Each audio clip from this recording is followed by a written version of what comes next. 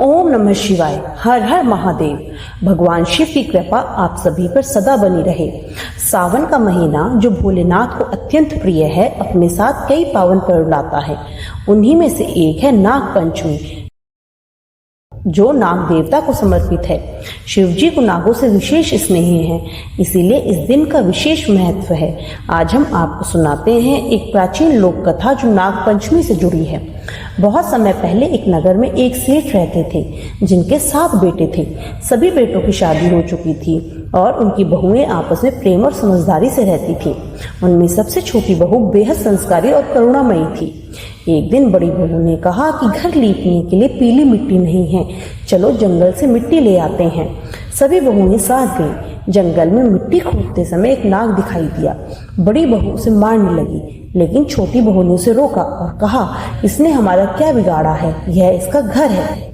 सभी ने उसकी बात मानी और नाग को एक और बैठने को कहा।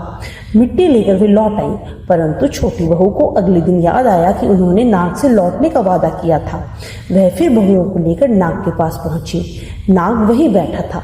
छोटी बहू ने प्रेम पूर्वक क्षमा मांगी और उसे भाई कहकर संबोधित किया। नाग ने कहा, तुमने मुझे भाई कहा है, इसीलिए मैं तुम्हें कुछ नहीं कहूंगा। अब मैं तुम्हारा सच्चा भाई बन गया हूँ। जो भी वरदान मांगना हो मांग लो। छोटी बहू ने कहा, मुझे सिर्फ इतना वर चाहिए कि जब भी मैं संकट में पड़ूं, आप मेरी रक्षा करो। नाग ने रक्षा का वचन दिया और चला गया। कुछ समय बाद नाग मनुष्य रूप में सेठ के घर पहुंचा और छोटी बहू से मिलने की बात कही। वह उसे अपने साथ नागलोक ले गया, जहाँ सोना, चांदी और रत्न भरे हुए थे। नाग की माँ भी छोटी बहू से प्रेम करने लगी। एक दिन नाग की माँ ने दूध गर्म करके देने को कहा, लेकिन दूध गर्म था और नाग का मुंह जल गया। माँ को क्रोध आया, मगर नाग ने बहन की तरफदारी की। कुछ दिनों बाद नाग ने बहन को बहुत धन और आभूषण देकर विदा किया। जब वह घर लौटी तो जेठानियां और सेठ आश्चर्यचकित रह गए।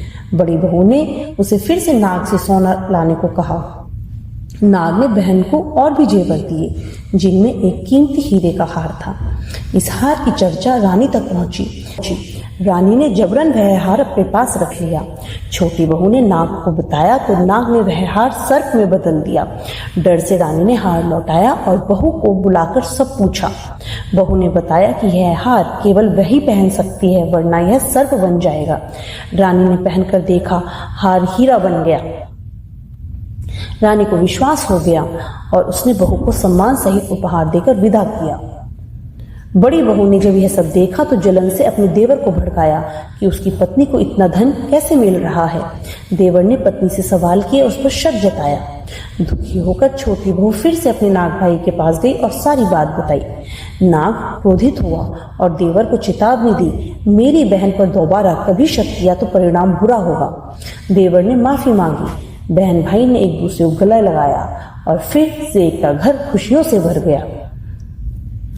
यही कथा है नाग पंचमी की, जो हमें भाई बहन के पवित्र रिश्ते और विश्वास की गहराई सिखाती है।